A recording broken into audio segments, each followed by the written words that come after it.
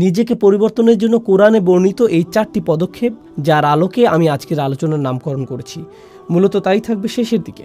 কোরআন থেকে এই শিক্ষাগুলো আমরা শিখব এবং শেষে তা থেকে নির্যাস বের করে আমাদের নিজেদের জীবনে প্রয়োগ করব। তো আসুন শুরু করি সেই ভূমিকা দিয়ে, সূরা জুমার সংক্ষিপ্ত পরিচিতি দিয়ে। এটি সহ আরও কয়েকটি সূরাকে একসাথে বলা হয় মুসাব্বিহাত। এটা একটা বড় আরবি শব্দ, আপনি হয়তো জানেন না এর অর্থ কী। আসলে মুসাব্বিহাত হলো সেই সূরাগুলো যা আল্লাহর পারফেকশন বর্ণনা করে। যে বিষয়টি এই সূরাগুলোর সবগুলোতেই দেখা যায় তা হলো সবগুলো সূরার শুরুতে রয়েছে সাব্বাহা লিল্লাহি মা ফিস সামাওয়াতি ওয়াল আরদ অথবা ইউসাব্বিহু লিল্লাহি মা ফিস সামাওয়াতি ওয়া মা ফিল আরদ, অর্থাৎ আকাশ এবং পৃথিবীর সব কিছুই আল্লাহর পারফেকশনের বর্ণনা করে আসছে এবং তারা আল্লাহর পারফেকশন বর্ণনা করতে থাকবে এবং তারা এখনও আল্লাহর পারফেকশন বর্ণনা করে যাচ্ছে। এই ঘোষণা এসেছে এই কয়েকটি মাদানী সূরা শুরুতে, যার একটি হলো সূরা জুমা। কিন্তু লক্ষণীয় অন্য একটি বিষয় হলো এই সবগুলো সূরাই আকাশ এবং পৃথিবীকে তুলনা করেছে মদিনার মুসলমানদের সাথে। রাসূল সাল্লাল্লাহু আলাইহি ওয়াসাল্লাম মদিনায় হিজরত করার পর সেখানে মুসলিমদের নতুন সমাজ গড়ে ওঠে। এই সূরাগুলো মদিনার মুসলিমদের অবস্থাকে আকাশ এবং পৃথিবীর সাথে তুলনা করেছে। মূলত এটা প্রকাশ করেছে যে আকাশ এবং পৃথিবী তাই করছে যা তাদেরকে বলা হয়েছে। তারা আল্লাহর সামনে আত্মসমর্পণ করে এবং তার পারফেকশন ঘোষণা করে। আল্লাহ বোঝাতে যাচ্ছেন, কেন তোমাদের ইমানের স্তর ভিন্ন? তোমাদের কেউ কেউ খুবই নিবেদিত, কেউ কেউ মোটেও নিবেদিত না। তোমাদের কেউ কেউ মুনাফিকিপূর্ণ, তোমাদের কারো কারো সংকল্প দুর্বল, এরকম পার্থক্য বিদ্যমান। তো আল্লাহ আসলে ভিন্নতা দূর করে সকলের ইমানের স্তরকে উপরে তুলে আনতে চাইছেন এবং সকলকে পরিবর্তন করতে চাইছেন এই মুসাব্বিহাত সূরাগুলোর মাধ্যমে। এই গ্রুপের সূরাগুলোর একটি হলো সূরা জুমা। কিন্তু কোরআনের এই ছোট সূরার গ্রুপের মধ্যেও সূরা জুমার রয়েছে স্বতন্ত্র বৈশিষ্ট্য। কেন? এর কারণ দুইটি। প্রথমত অন্য সূরাগুলোতে আল্লাহ বর্ণনা করেছেন আকাশ এবং পৃথিবীর এবং তাদের কার্যক্রম এবং তাদের করণীয়। ইউসাব্বিহু লিল্লাহি মা ফিস সামাওয়াতি ওয়া মা ফিল আরদ। আর যেহেতু আকাশ এবং পৃথিবী তাই করে যা তাদের করা উচিত, তাই বিশ্বাসীদেরকে সমালোচনা করা হয়েছে যে তাহলে তোমরা কেন তা করো না যা তোমাদের করা উচিত। লিমা তাকুলুনা মা লা তাফআলুন, তোমরা এমন কথা কেন বলো যা তোমরা করো না। হুয়াল্লাযী খালাকাকুম ফামিনকুম কাফিরুন ওয়া মিনকুম মুমিন, তিনি সেই সত্তা যিনি তোমাদেরকে সৃষ্টি করেছেন, তোমাদের মধ্যে রয়েছে কাফের, তোমাদের মধ্যে রয়েছে ঈমানদার। কেন মানবজাতির মধ্যে এই অসঙ্গতি যখন আকাশমণ্ডলীতে কোনো অসঙ্গতি নেই? কিন্তু এই সূরাটি অন্যগুলো থেকে আলাদা। এই সূরাতে যখনই আল্লাহ বর্ণনা করেছেন আকাশ এবং পৃথিবী এবং তারা তাই করে যা তাদের করা উচিত, এরপর তিনি উল্লেখ করেছেন রাসূল সাল্লাল্লাহু আলাইহি ওয়াসাল্লামের। আমাদের সমালোচনা করার পরিবর্তে তিনি রাসূল সাল্লাল্লাহু আলাইহি ওয়াসাল্লামের উল্লেখ করেছেন এবং বর্ণনা করেছেন তিনি তাই করেন যা তার করা উচিত। আকাশমণ্ডলী যেমন আল্লাহর ঐশী নির্দেশ অনুযায়ী চলে, রাসূল সাল্লাল্লাহু আলাইহি ওয়াসাল্লাম নিজেও আল্লাহর ঐশী নির্দেশ মেনে চলেছেন। আকাশ, পৃথিবী এবং রাসূল সাল্লাল্লাহু আলাইহি ওয়াসাল্লামের কাজের মধ্যে সংগতি বিদ্যমান ছিল। এই দিক থেকে এই সূরাটি অন্য সূরাগুলো থেকে চমৎকারভাবে আলাদা। এর পাশাপাশি আল্লাহর 2টি নাম উল্লেখের পরিবর্তে এই সূরাটিতে 4টি নামের উল্লেখ করা হয়েছে। এটা আমরা জানবো আলোচনার দ্বিতীয় অংশে। এখন প্রথম আয়াতের বিষয়বস্তুতে যাওয়ার আগে এবং আল্লাহ 4টি নামের আলোচনার আগে আমি আপনাদের সাথে আলোচনা করতে চাই শুধুমাত্র এই আলোচনারই নয়, বরং পুরো সূরাটির সামগ্রিক মেসেজটি নিয়ে। মূলত এর মেসেজটি হলো পরিবর্তন। আর এটি বোঝার জন্য আপনাকে বুঝতে হবে কোরআনের বহুল ব্যবহৃত একটি উপমা এবং দৃষ্টান্ত। অনেক জায়গাতে কোরআন নিজেকে তুলনা করেছে আকাশ থেকে নেমে আসা বৃষ্টির সঙ্গে। এভাবে তুলনা করা হয়েছে। আর এই তুলনাটি উপলব্ধি করা গুরুত্বপূর্ণ। পানি আসে আকাশ থেকে, কোরআনও এসেছে আকাশ থেকে। পানি হলো বিশুদ্ধ, কোরআনও বিশুদ্ধ। পানি মাটিকে জীবন দান করে যা আগে মৃত ছিল। এতে জীবনের সম্ভাবনা ছিল, কিন্তু এটা ছিল মৃত। একইভাবে কোরআন হৃদয়কে জীবিত করে তোলে যা আগে মৃত ছিল। হৃদয়ের মধ্যে সম্ভাবনা ছিল, কিন্তু ভিতরের সেই সম্ভাবনা এখন সক্রিয় নয়। অথবা এর ভিতরে নেক কাজের বীজ ছিল, কিন্তু এটা প্রস্ফুটিত হওয়ার এবং বিকশিত হওয়ার সুযোগ পায়নি। পানি এবং কোরআনের উপমাটি খুবই শক্তিশালী, কারণ এটা আসলে পরিবর্তনেরই উপমা। এক অর্থে আমাদেরকে তুলনা করা হয়েছে মাটির সাথে। যেমন মাটি পরিবর্তিত হয় পানির দ্বারা, সবুজে সুশোভিত হওয়ার পর বৃষ্টি তার পরশ বুলানোর পরের এবং আগের দৃশ্য থেকে মনে হয় যেন এটি পৃথক দুইটি জায়গা। মানুষের ক্ষেত্রেও এটি সত্য হয়। যখন ওহির পরশ জীবনকে ছুঁয়ে যায়, মানুষের ক্ষেত্রেও এটি সত্য হয়। যখন ওহির পরশ জীবনকে ছুঁয়ে যায়। এখন আসুন জানি সেই পরিবর্তন সম্পর্কে, কিভাবে মানুষের পরিবর্তন হতে পারে। সেই পরিবর্তনটি কি, যা কোরআনে এসেছিল? শুধুমাত্র ঐতিহাসিক দৃষ্টিকোণ থেকে দেখলে কোরআন নাজিল হওয়া শুরু হয় যখন রাসূল সাল্লাল্লাহু আলাইহি সাল্লামের বয়স হয়েছিল 40, এবং এটা বন্ধ হয় যখন তার বয়স হয়েছিল 63। এটি 23 বছরের খুবই সংক্ষিপ্ত একটি সময়। আর এই সময়ের মধ্যে অবিশ্বাস্য একটি বিপ্লব ঘটে গেল। পৃথিবীর মানচিত্রের অজ্ঞাত উপেক্ষিত এই অংশে, মরুভূমির মাঝখানে, যেখানে কোনো বড় সাম্রাজ্য ছিল না, মহান কোনো ঐতিহাসিক বা কোনো স্কলার এবং এ জাতীয় কিছুই ছিল না, সম্পূর্ণরূপে অজ্ঞাত সেই স্থানে একটি বিপ্লব ঘটে গেল। একটি বিপ্লব যা মানুষকে ভিতর থেকে পরিবর্তন করে দিল। তাদের সব কিছুই পরিবর্তিত হয়ে গেল। কিভাবে তারা জীবনকে দেখত, দুঃখ এবং আনন্দ সম্পর্কে তারা কিভাবে চিন্তা করত, জীবনে তাদের অগ্রাধিকার কি ছিল, কার্যত সব কিছু পরিবর্তিত হয়ে গেল। খাবার খাওয়ার পদ্ধতি, তাদের ঘুমানোর পদ্ধতি, কিভাবে তারা বিবাহ করবে, কাকে বিবাহ করবে, কিভাবে তালাক দিবে, জীবন মৃত্যু সম্পর্কে তাদের ভাবনা কি, কিভাবে তারা নিজেদেরকে পরিষ্কার করবে, কিভাবে তারা তাদের সময় কাটাবে, তাদের অগ্রাধিকার কি হবে প্রতিদিন, প্রতি বছর এবং সমগ্র জীবনের বিবেচনায়, তারা কি ভালোবাসবে এবং কি ঘৃণা করবে, তাদের সব কিছু অভ্যাসগত দিক থেকে সব কিছু পরিবর্তিত হয়ে গেল।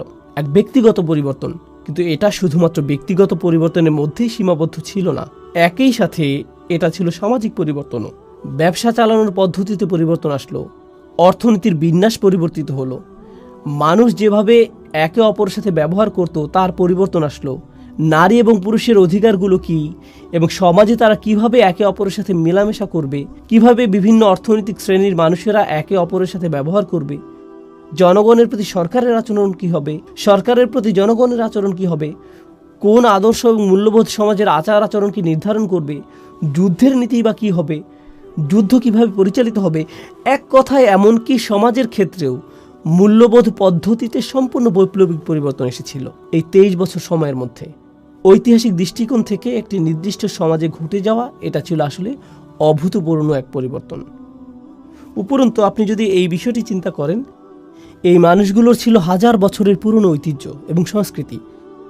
আর যখন মানুষ শত শত বছর ধরে একটি ঐতিহ্য অনুসরণ করে আসে, তখন তারা এটাতে খুবই অভ্যস্ত হয়ে যায়। পরিবর্তন করা সহজ কোনো কাজ নয়, কিন্তু কিছু একটা ঘটে গেছে এই সময়ের মধ্যে যা তাদেরকে এমনভাবে পরিবর্তন করেছে যার সাথে মানব ইতিহাসের অন্য কোনো পরিবর্তনের তুলনাই হয় না। আর শুধু তাই না, শুধুমাত্র বিশ্ব মানচিত্রের ছোট সেই অংশ পরিবর্তন হয়েই থেমে থাকেনি, বরং এর ফলশ্রুতিতে মাত্র কয়েক বছরের মধ্যেই পৃথিবীর মানচিত্র পরিবর্তিত হয়ে গিয়েছে চিরদিনের জন্য। সেই 23 বছরে যা ঘটে গেছে তার জন্যই আপনি এবং আমরা অনেকেই আজ মুসলিম। এটা একটা অবিশ্বাস্য ধরনের পরিবর্তন যা পৃথিবীকে পরিবর্তিত করে চলছে আজকের দিন পর্যন্ত। এটা শুরু হয়েছিল তখন, আর এর প্রভাব এখনও চলমান।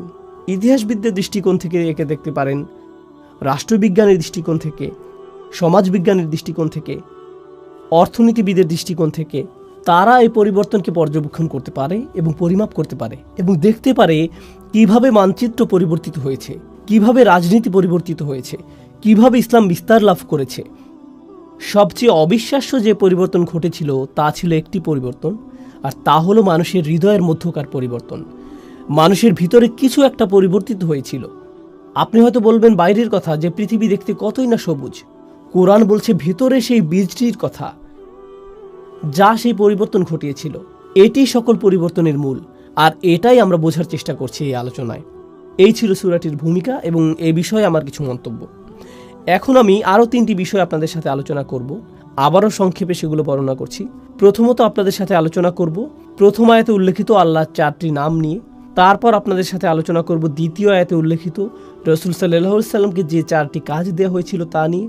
আর তৃতীয়ত আমরা এই সবগুলোকে একসাথে নিয়ে আসব এবং বোঝার চেষ্টা করব কিভাবে আমরা আমাদের নিজেদেরকে পরিবর্তিত করতে পারবো। তো আসুন প্রথম আয়াতটি দিয়ে শুরু করা যাক। বিসমিল্লাহির রহমানির রহিম। ইউসাব্বিহু লিল্লাহি মা ফিস সামাওয়াতি ওয়া মা ফিল আরদিল মালিকিল কুদ্দুসিল আজিজিল হাকিম। আমি আপনাদের জন্য সরল অনুবাদ করছি। আকাশ এবং পৃথিবীর সব কিছু আল্লাহর পারফেকশন ঘোষণা করছে এবং তারা এটা করে যাবে। তিনি রাজা, পবিত্র, কর্তৃত্বের অধিকারী, বিজ্ঞ। এটা সরল অনুবাদ যার মধ্যে আমি মনোযোগ দিব আল্লাহর এই 4টি নামের উপর। তারপর আমরা এগুলো নিয়ে কিছুটা বিস্তারিত আলোচনা করব। আরও একবার সরল অনুবাদ করি। আকাশের সব কিছু এবং পৃথিবীর সব কিছু ঘোষণা করে এবং ঘোষণা করতে থাকবে আল্লাহর পারফেকশন, যিনি রাজা, পবিত্র, কর্তৃত্বের অধিকারী, বিজ্ঞ। রাজা, পবিত্র, কর্তৃত্বের অধিকারী, বিজ্ঞ। তো আসুন এখন এই নামগুলোর প্রত্যেকটি নিয়ে কিছুটা আলোচনা করা যাক। আর আমি যেটা দিয়ে শুরু করতে চাই, এই বিষয়ে ইমাম ফখরুদ্দিন আল রাজির একটা পর্যবেক্ষণ দিয়ে,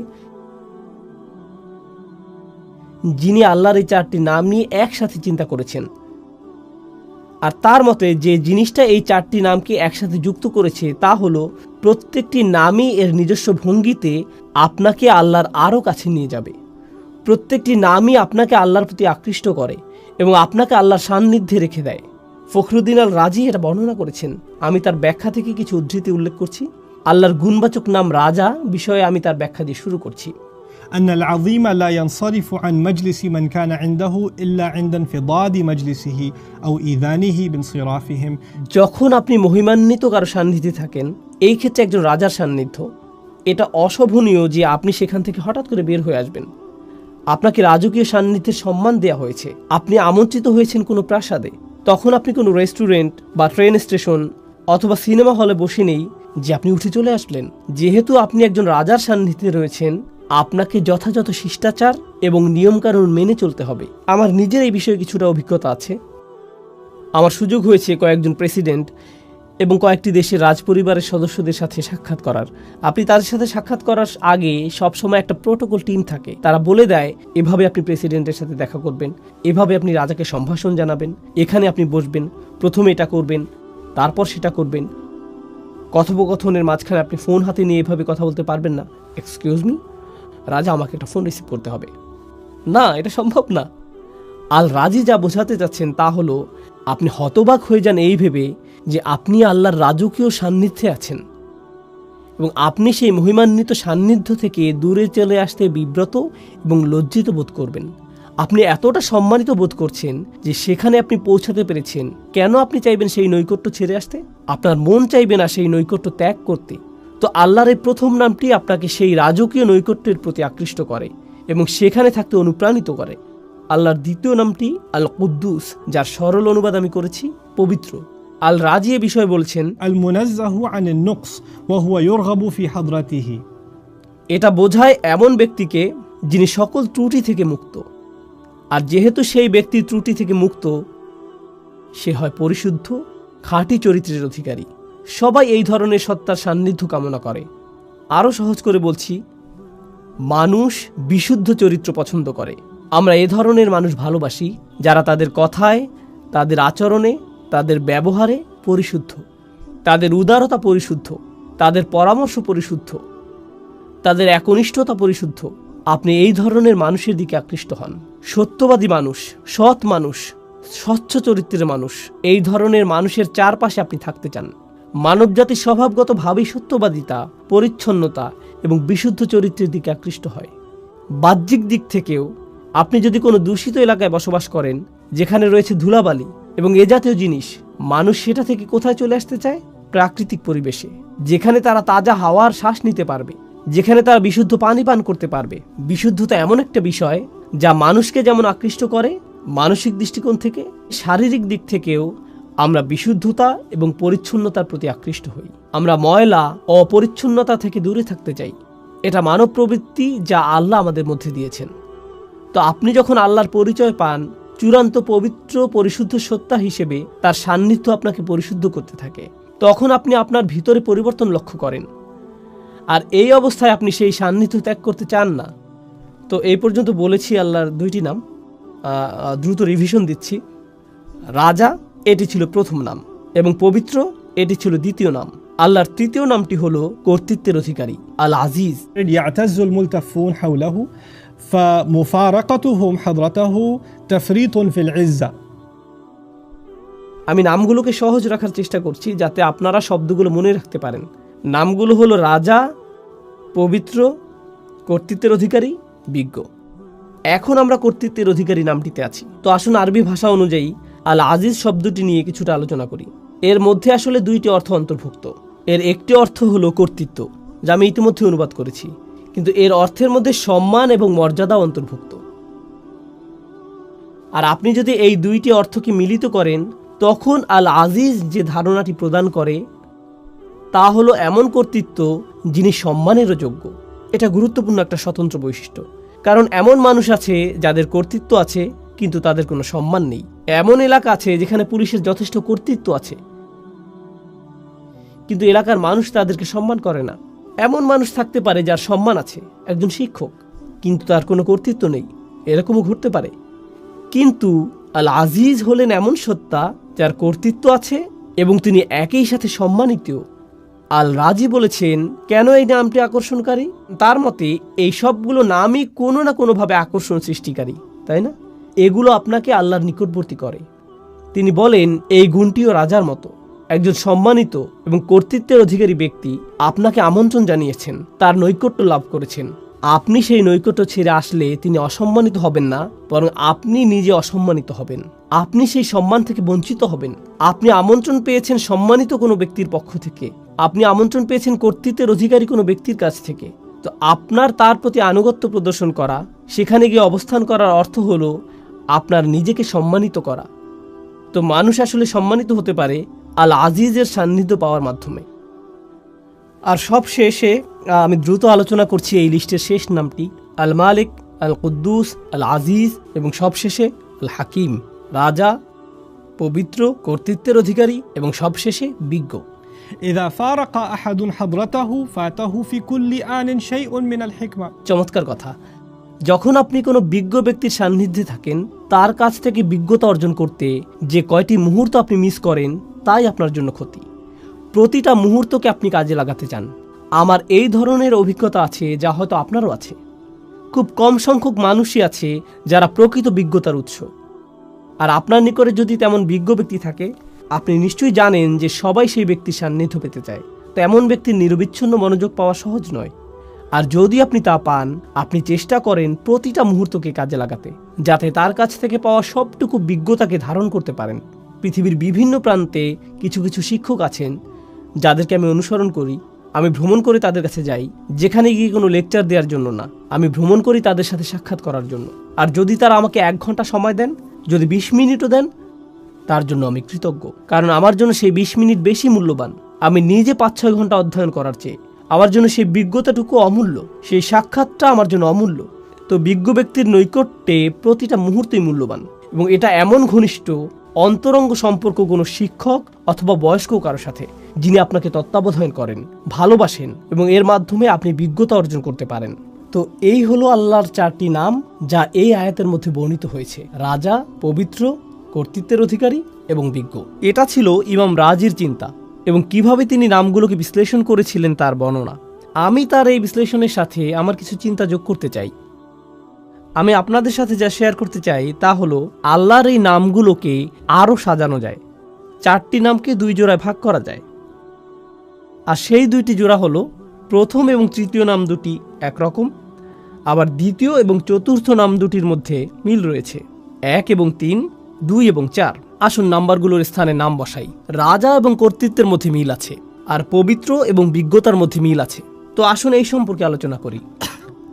আপনারা অনেকেই হয়তো বুঝতে পারছেন রাজা এবং কর্তৃত্বের মধ্যে মিল কি থাকতে পারে। একজন রাজাই কর্তৃত্বের অধিকারী, আর একজন আদর্শ রাজা সম্মানিত। এই 2টি নামের মধ্যে আরও অনেক মিল আছে। তারা উভয় দাবি করে আনুগত্যের, তাদের উভয়কেই সম্মান করতে হয়, তাদের আদেশ পালন করতে হয়, আপনাকে স্বীকার করতে হবে। তাদের অবস্থান উপরে এখানে, আর আপনি নিচে এখানে। একজন রাজার অবস্থানও অন্য সবার ঊর্ধ্বে। তিনি রাজা আর আপনি একজন প্রজা। আপনার অবস্থান নিচে এখানে। আল্লাহর এই নামগুলো আমার উপর তার কি প্রভাব ফেলে? আমার উপর তাদের প্রভাব হলো তারা আমাকে আল্লাহর প্রতি অনুগত বানায়, বাধ্যগত বানায়, আল্লাহর সামনে বিনয়ী বানায়। তারা আমাকে আল্লাহর ভয়ে ভীত বানায়, তারা আমাকে আতঙ্কিত করে, তারা আমাকে আল্লাহর শক্তিমত্তা এবং মহত্বের স্মরণে অভিভূত বানায় এবং আমার ক্ষুদ্রতা প্রকাশ করে। এটাই এই নামগুলো প্রকাশ করে। কোন 2টি নাম? আল মালিক এবং আল আজিজ। এগুলো আল্লাহর মহত্ব প্রকাশ করে এবং এর ফলে আমি হয়ে যাই ক্ষুদ্র এবং তুচ্ছ, আমি হয়ে যাই দাস, আমি হয়ে যাই বিনীত এই 2টি নামের সামনে। কিন্তু আপনি যদি অন্য 2টি নাম দেখেন, আল কুদ্দুস, আল হাকিম, পবিত্র এবং বিজ্ঞ, প্রথম 2টি নামের মতো পবিত্রতা, পরিশুদ্ধি দূর থেকে অনুভব করা সম্ভব নয়। পবিত্রতা এবং পরিশুদ্ধি বোঝা যায় যখন আপনি কারো কাছে যান। আপনি দেখতে পান তাদের আচরণ। আবার বিজ্ঞতা হলো এমন জিনিস যখন কেউ একজন আপনার কাঁধে হাত রেখে আপনাকে উপদেশ দান করে, যিনি আপনার অবস্থা উপলব্ধি করেন। আল হাকিম নিয়ে চিন্তা করলে কুরআনে বর্ণিত লোকমান আলাইহিসসালামের একটি ঘটনা আমার মনে পড়ে। লুকমান আলাইহিসসালাম ভালোবাসাপূর্ণভাবে তার ছেলেকে উপদেশ দিয়েছেন। আল্লাহ বলছেন, ওয়ালাকাদ আতাইনা লুকমানাল হিকমাহ, আমি লোকমানকে দিয়েছি বিজ্ঞতা। এরপর তিনি সেই বিজ্ঞতার একটা অংশ তার ছেলেকে দিচ্ছেন। সেই অন্তরঙ্গ, ঘনিষ্ঠ, ভালোবাসাপূর্ণ সম্পর্ক বিজ্ঞতা প্রদানেরই একটা অংশ। আপনি দূর থেকে বিজ্ঞতা অর্জন করতে পারবেন না। আপনাকে কারো সাথে সম্পর্ক তৈরি করতে হবে, যাতে তিনি আপনার অবস্থার সাথে সম্পর্কিত উপদেশ প্রদান করতে পারেন। অন্য নামটি আল কুদ্দুস, পরিশুদ্ধ সঙ্গ, পবিত্র সঙ্গ, এমন সঙ্গ যার উপস্থিতিতে আপনি ভালো অনুভব করেন, আপনি প্রশান্তি অনুভব করেন। আমার কাছে আল কুদ্দুস এবং আল হাকিমকে এভাবেও সম্পর্কিত মনে হয়, যখন আপনি পরিশুদ্ধ কারো সান্নিধ্যে থাকেন তখন আপনার হৃদয় পরিশুদ্ধ হতে শুরু করে। আর আপনি যখন বিজ্ঞ কোনো ব্যক্তির সান্নিধ্যে থাকেন তখন তার বিজ্ঞতা দ্বারা আপনার মন পরিশুদ্ধ হতে শুরু করে। তো হৃদয় এবং মন পবিত্র হয় আল কুদ্দুস এবং আল হাকিম দ্বারা।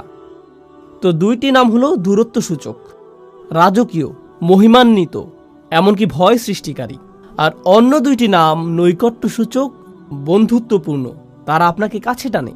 এটা থেকে মনে হয় যেন এই নামগুলো বোঝায় দূরে কাছে, বারে বারে দূরে রাখা এবং কাছে টানার প্রক্রিয়া চলছে।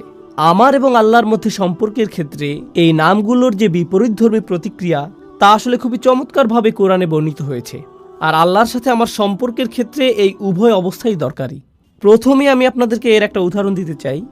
এক্ষেত্রে আমার প্রিয় উদাহরণটি হলো মূসা আলাইহিসসালামের উদাহরণ।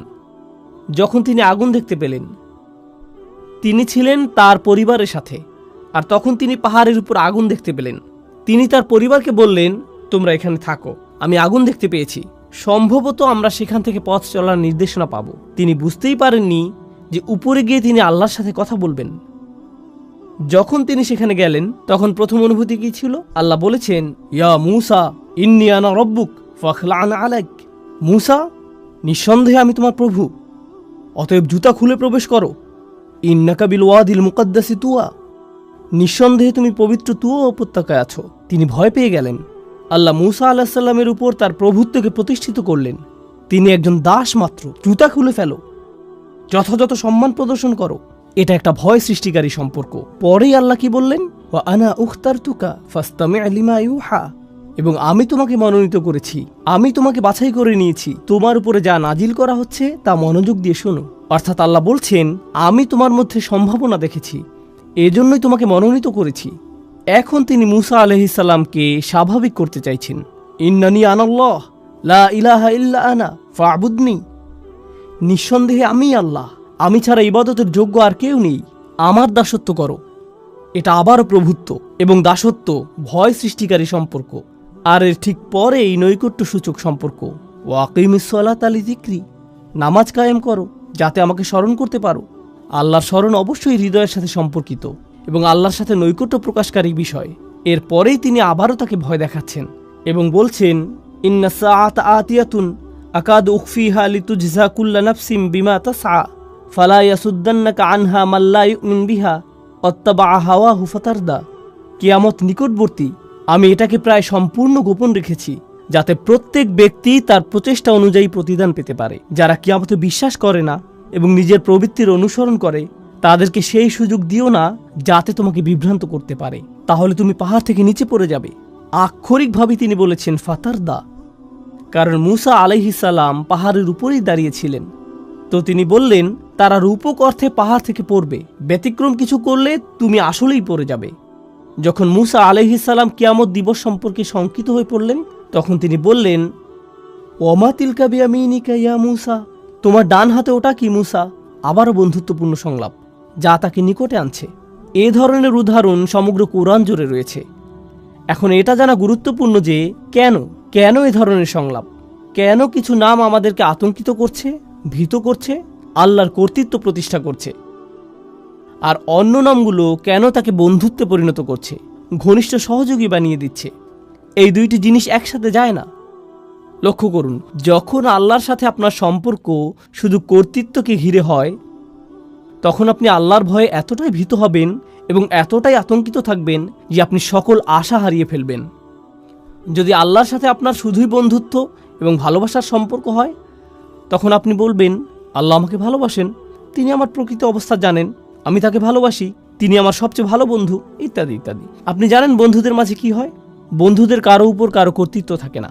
বন্ধুরা এমন বলে, হ্যাঁ আমি তার সাথে সীমা লঙ্ঘন করি, কিন্তু তাতে কি? যদি আল্লাহর সাথে আমাদের সম্পর্ক শুধুমাত্র তার কর্তৃত্বের মাধ্যমে হয়, আমরা শুধুই আতঙ্কিত এবং ভীত হব। তখন আল্লাহর সাথে আমাদের সম্পর্কের বহিঃপ্রকাশ হবে খুবই নিরাশাজনক, খুবই নিরাশাজনক। যদি আল্লাহর সাথে আমাদের সম্পর্ক শুধুমাত্র নৈকট্য, বন্ধুত্ব এবং অন্তরঙ্গতাকে কেন্দ্র করে হয়, আমরা সেই নমনীয়তার ফায়দা নিতে শুরু করব এবং তার অবাধ্যতা শুরু করব। আল্লাহ এই দুইটি জিনিসের মধ্যে ভারসাম্য রক্ষা করেছেন, যেমন তিনি ভয় এবং আশার মধ্যে ভারসাম্য রক্ষা করেছেন, কর্তৃত্ব এবং নৈকট্যের ক্ষেত্রেও একইভাবে ভারসাম্য রক্ষা করেছেন। আর সেই ভারসাম্যটি এত চমৎকারভাবে উপস্থাপিত হয়েছে আল মালিক, আল কুদ্দুস, আল আজিজ, আল হাকিম, রাজা, পবিত্র, কর্তৃত্বের অধিকারী, বিজ্ঞ, কাছে এবং দূরে, বারে বারে। সুবহানাল্লাহ। তো এখন আমরা প্রস্তুত। আমি আপনাদেরকে এই চারটি নামের পরিচয় দিয়েছি: রাজা, পবিত্র, কর্তৃত্বের অধিকারী এবং বিজ্ঞ। এখন আমি আপনাদের সাথে আলোচনার দ্বিতীয় অংশটি শুরু করতে চাই, যা হলো রসুল সাল্লাল্লাহু আলাইহি সাল্লামের সম্পর্কে যে চারটি কাজ আল্লাহ তাকে দিয়েছেন। আমি প্রথমে আপনাদের সাথে আয়াতটি পেশ করছি, আর তারপর আমরা এ বিষয়ে কিছুটা বিস্তারিত আলোচনা করব। প্রথমে আমি সরল অনুবাদ উল্লেখ করব। হুয়াল্লাযী বাআসা ফিল উম্মিয়িনা রাসূলাম মিনহুম ইয়াতলু আলাইহিম আয়াতিহি ওয়া ইউযাক্কিহিম ওয়া ইউআল্লিমুহুমুল কিতাবা ওয়াল হিকমাতা ওয়া ইন কানু মিন ক্বাবলু লাফি যালালিম মুবিন। তিনি সেই সত্তা যিনি নিরক্ষরদের মাঝে তাদের মধ্য থেকে একজন রসুল মনোনীত করেছেন। মিনহুম ইয়াতলু আলাইহিম আয়াতিহি, যিনি তাদের কাছে তার আয়াত, তার ওহী, তার মুজিজা বর্ণনা করেন। ওয়া ইউযাক্কিহিম, এবং তিনি তাদেরকে পরিশুদ্ধ করেন। ওয়া ইউআল্লিমুহুমুল কিতাব, আর তিনি তাদেরকে শিক্ষা দেন। এখানে বলা হয়েছে বই, কিন্তু বই শব্দটি দিয়ে আইন কানুনও বোঝানো হয়। কোরআনে অনেক স্থানে কিতাব শব্দটি আইন শব্দে ব্যবহৃত হয়েছে। তো তিনি তাদেরকে আইন কানুন শিক্ষা দেন, ওয়াল হিকমা, এবং বিজ্ঞতা শিক্ষা দেন। আবারও আমি অনুবাদটি সারমর্ম নিজের ভাষায় বলছি। তিনি সেই সত্তা যিনি নিরক্ষরদের মাঝে তাদের মধ্য থেকে একজন রসুল নিযুক্ত করেছেন, যিনি করেন চারটি কাজ। আর তা হলো, তিনি তাদের কাছে তার আয়াতসমূহ বর্ণনা করেন অথবা মুজিজাসমূহ তাদের কাছে উপস্থাপন করেন, তিনি তাদেরকে পরিশুদ্ধ করেন, তিনি তাদেরকে শিক্ষা দেন আইন কানুন এবং বিজ্ঞতা। ওয়া ইন কানু মিন ক্বাবলু লাফি যালালিম মুবিন, অর্থাৎ যদিও অনেক আগে থেকেই তারা স্পষ্ট বিভ্রান্তিতে ডুবে ছিল, এই লোকগুলো পথভ্রষ্ট ছিল। অনেক অনেক শতাব্দী ধরে মিথ্যা উপাস্যদের ইবাদত করা, মূর্তি পূজা করার কারণে তারা ভ্রান্তির মধ্যে ছিল। তো এটাই হলো আয়াতটির সরল অনুবাদ। আবারও বলছি, এখানে চারটি কাজের কথা এসেছে। রসুল সাল্লাল্লাহু আলাইহি সাল্লাম তাদের কাছে আয়াতসমূহ বর্ণনা করেন, পরিশুদ্ধ করেন, তিনি তাদেরকে আইন কানুন শিখান এবং তিনি তাদেরকে বিজ্ঞতা শিখান। এই চারটি কাজ ভালোভাবে বোঝার জন্য প্রথম যে জিনিসটা আপনাদের সাথে শেয়ার করতে চাই তা হলো, অন্য সকল নবীর তুলনায় রসুল সাল্লাল্লাহু আলাইহি সাল্লাম অনন্য দায়িত্বের বোঝা বহন করেছেন। শেষ নবী হওয়ার অর্থ শুধুমাত্র এই না যে তার অবস্থান তালিকার শেষে, এর অর্থ তার বোঝাটি ছিল সবচেয়ে ভারী। মানবতাকে পথ দেখাতে আর কোনো নবী আসবেন না।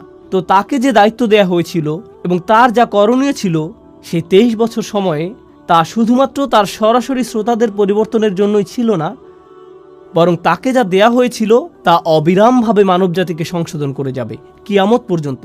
যেভাবে সকল নবী মানবতাকে পরিশুদ্ধ করে গেছেন, আগে যে কাজ সকল নবীরা করে গেছেন, এখন তা পালন করতে হবে এই একজন নবীর দ্বারা, তাদের সবার জন্য। কিয়ামত পর্যন্ত যত জাতি আসবে, যত প্রজন্ম আসবে, যত সমাজ আসবে, কিয়ামত পর্যন্ত যত জাতি আসবে, এই বোঝাটি আমাদের রসুল সাল্লাল্লাহু আলাইহি সাল্লামকে বহন করতে হয়েছিল। আর এই সব কিছুর উপর নবীদেরকে দেয়া হতো চমকপ্রদ সব মুজিজা, সমাজে পরিবর্তন সাধন করার জন্য, মানুষকে সঠিক পথে আনার জন্য। যেমন মুসা আলাইহিস সালাম এবং তার লাঠির ঘটনা। কিন্তু আমাদের নবীকে শুধু কোরআনই দেয়া হয়েছিল, তাকে অন্য কিছু দেয়া হয়নি। এই চারটি কাজের ধারাবাহিকতা এবং সৌন্দর্য বিস্তারিত বোঝার জন্য আমি এই আলোচনা শুরু করতে চাই একটি উপমার মাধ্যমে। আর আমার মনে হয় এই উপমাটির মধ্যে আয়াতের মূল বিষয়গুলো চলে আসবে। অনেক আগের অনুন্নত এক গ্রামের কথা কল্পনা করুন, যাতে তেমন একটা সভ্যতার ছোঁয়া লাগেনি। যারা সেখানে বসবাস করে তাদের তেমন কোনো আইন কানুন এবং অবকাঠামোও ছিল না। আর তারা একদিন একটি বাহিনীকে আসতে দেখল, যেখানে ছিল সুসজ্জিত ঘোড়া, পোশাক পরিহিত সৈনিক, তাদের সাথে রাজদূতও এসেছেন। আর সেই রাজদূতের দেহে এমন সব পোশাক যা তারা আগে দেখেনি কখনো। নিঃসন্দেহে এই নবাগতরা এই এলাকার অধিবাসী না। আর সেই দূত তাদের সামনে একটি রাজফরমান মেলে ধরলেন এবং একজন রাজার পাঠানো বার্তা তাদেরকে পড়ে শোনাতে লাগলেন, যিনি কিনা তাদের গ্রামকে দখল করতে চান, তার সাম্রাজ্যের অন্তর্ভুক্ত করতে চান এবং তাদের তার রাজ্যের অংশ হওয়ার সুযোগ দানে ধন্য করতে চান। তিনি সেই রাজার পক্ষ থেকে এই সকল বার্তা তাদেরকে দিয়ে যাচ্ছেন।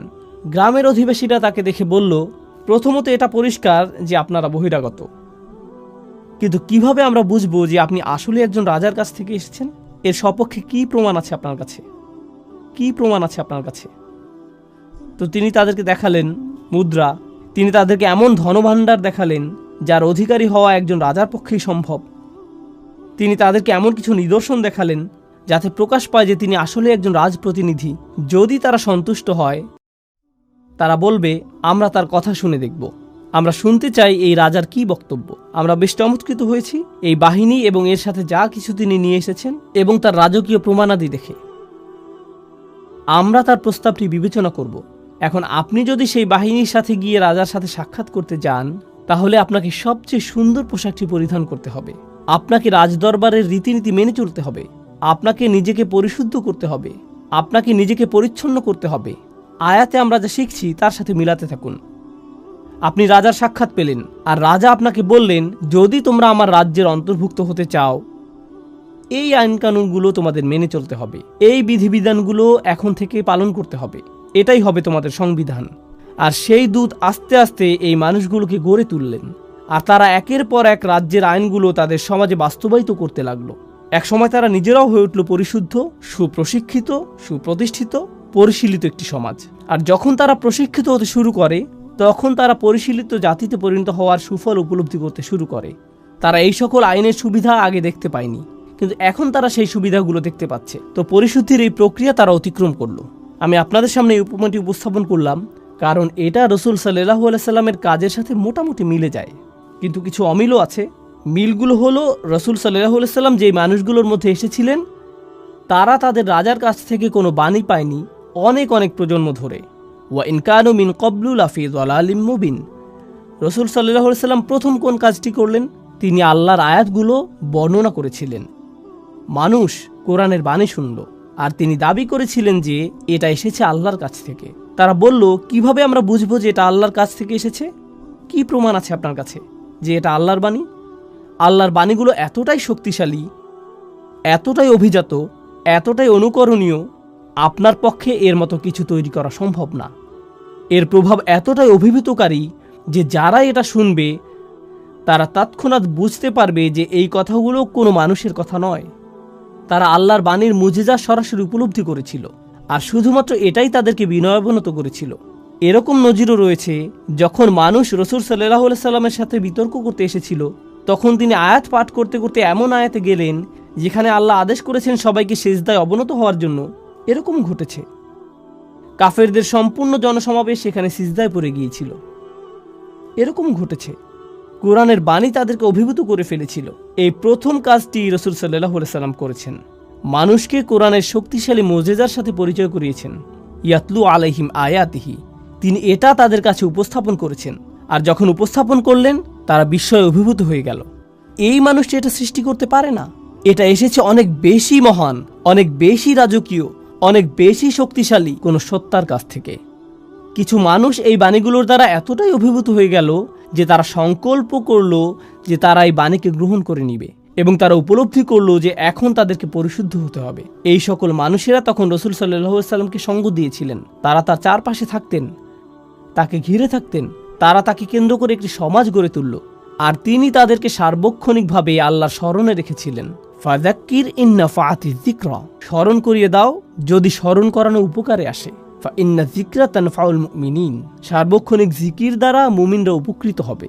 রাসূল সাল্লাল্লাহু আলাইহি সাল্লাম আল্লাহর বাণীর মাধ্যমে তাদেরকে সার্বক্ষণিকভাবে আল্লাহর স্মরণের মধ্যে রেখেছিলেন। আর সেই স্মরণের মাধ্যমে দুইটি জিনিস ঘটল। তাদের হৃদয় পরিশুদ্ধ হতে শুরু করলো লোভ থেকে, হিংসা থেকে, বস্তুবাদ থেকে, দুনিয়াবী প্রয়োজন এবং দুশ্চিন্তা থেকে। আল্লাহর সাথে তাদের হৃদয়ের সম্পর্ক ক্রমশ জোরালো হতে লাগলো, আর এই পৃথিবীর সাথে ধীরে ধীরে সম্পর্কহীন হতে লাগলো। তারা চারপাশকে আরও পরিশুদ্ধ এবং সৌন্দর্যমণ্ডিতভাবে দেখতে লাগলো। তবে তাদের মনও পরিশুদ্ধ হতে শুরু করলো। তাদের চিন্তা পদ্ধতিতে পরিবর্তন আসা শুরু করলো। তারা বিভিন্ন বিষয়কে সমালোচনার দৃষ্টিতে দেখতে লাগলেন, যা আগে করেননি। তারা এমন সব বিষয়কে সমাদর করতে শুরু করলেন। এই পরিশুদ্ধি ঘটেছিল তাদের অবিরত ওহির জ্ঞানের সংস্পর্শে থাকার কারণে। ওয়ায়ুযাক্কিহিম, তিনি তাদেরকে পরিশুদ্ধ করেছেন। আর যখন তারা পরিশুদ্ধির একটা নির্দিষ্ট স্তরে পৌঁছলেন, তখন তাদের হৃদয় এবং মন সম্পূর্ণভাবে আল্লাহর নিকট সমর্পিত হয়ে গেল। আর আগেই তারা আল্লাহর মুজিজার দ্বারা অভিভূত হয়েছিলেন। এভাবেই তারা সবচেয়ে শক্তিশালী মানুষে পরিণত হলেন, এমন মানুষ যারা সবকিছু ছাড়তে প্রস্তুত ছিলেন। অবশেষে আল্লাহ তাদেরকে আইনের বিধিবিধান প্রদান করলেন। যখন তিনি বললেন, নির্দিষ্ট কিছু খাবার যা তোমরা আজীবন খেয়ে এসেছো তা এখন থেকে আর খেতে পারবে না, নির্দিষ্ট কিছু পানীয় যা ছিল নেশা সৃষ্টিকারী, মদ এবং অ্যালকোহল, যা তোমরা সারা জীবন উপভোগ করে এসেছো, আজকে থেকে এটা তোমাদের জন্য নিষিদ্ধ, নির্দিষ্ট কিছু পোশাক, নারীরা নিজেদেরকে সুসজ্জিত করতে, চকমকে পোশাক পরতে এবং সামাজিক অনুষ্ঠানীতিতে যেতে পছন্দ করত। আর তারপর কোরআন বলল, না, আজকে থেকে তোমরা অন্যভাবে পোশাক পরিধান করবে, এবং তাদেরকে আইনের বিধিবিধান দিল। যখন আল্লাহ আইনের বিধিবিধান দিলেন, এই মানুষগুলো তৎক্ষণাৎ প্রস্তুত ছিলেন তা বাস্তবায়নের জন্য। কেন এরকম ঘটল? কারণ দীর্ঘ একটা সময় ধরে দুইটি বিষয় ঘটে গিয়েছিল। ইয়াতলু আলাইহিম আয়াতিহি, তারা অভিভূত হয়েছিল আল্লাহর মুজিজার দ্বারা। তারা আল্লাহর বাণীর কাছে বিনয়াবনত হয়েছিল এবং অবিরত তারা কোরআনের স্মরণ দ্বারা পরিশুদ্ধ হয়েছিলেন। এরপর অবশেষে তারা প্রস্তুত হয়েছিলেন আইন মানার জন্য। এই বিষয়ে হযরত আয়েশা রাদিয়াল্লাহু তাআলা আনহার উক্তিটি স্মরণীয় হয়ে থাকবে, লাউ আউয়ালা মা নাযালা মিনাল কুরআন লা তাশরবুল খামর লাকুল্লা আল্লাহি লান নাতরুকাল খামরা আবাদা। তিনি বলেছেন, কুরআন নাজিলের প্রথমেই যদি বলা হতো যে মদ পান করো না, তাহলে আমরা বলতাম আমরা কখনোই মদ ছাড়ব না, আমরা কখনোই এটা ত্যাগ করতাম না, কারণ তখনও আমরা পরিশুদ্ধ হইনি। এটাই তিনি বোঝাতে চেয়েছেন। এখানে ওয়ায়ুআল্লিমুহুমুল কিতাব, অর্থাৎ তিনি তাদেরকে কিতাব শিক্ষা দেন। এই অংশটি খুবই শক্তিশালী একটা বিষয় যা আমাদেরকে অনুধাবন করা জরুরি। তো এখানে ইয়াতলু আলাইহিম আয়াতিহি ওয়ায়ুআল্লিমুহুমুল কিতাব, অর্থাৎ তিনি তাদেরকে কিতাব শিক্ষা দেন, এই অংশটি খুবই শক্তিশালী একটা বিষয় যা আমাদেরকে অনুধাবন করা জরুরি। ইসলামের আইন কানুনগুলো এরকম না যে শুধুমাত্র বলে দিলাম এটা হারাম, এটা হারাম, ওটা হারাম। আপনি যদি আসলেই চান যে তারা পরিবর্তিত হোক, তাহলে তাদেরকে কোরআনে বর্ণিত এই একই প্রক্রিয়ার মধ্য দিয়ে যেতে হবে। এখন সব শেষে আসছে অন্তহীন পথ চলার কথা, ওয়াল হিকমা, অর্থাৎ তিনি তাদেরকে বিজ্ঞতা শিক্ষা দেন। কেন আমি এটাকে বলছি অন্তহীন পথ চলা? লক্ষ্য করুন, আইন হলো সীমিত সংখ্যক বিধিবিধানের একটি সমষ্টি।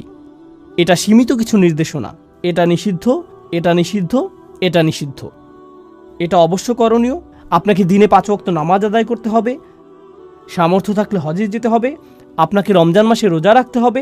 আইনের সংখ্যা সীমিত, ইসলামের আইনের সংখ্যা অসীম নয়। কিন্তু বিজ্ঞতা হলো সম্পূর্ণরূপে ভিন্ন একটি বিষয়।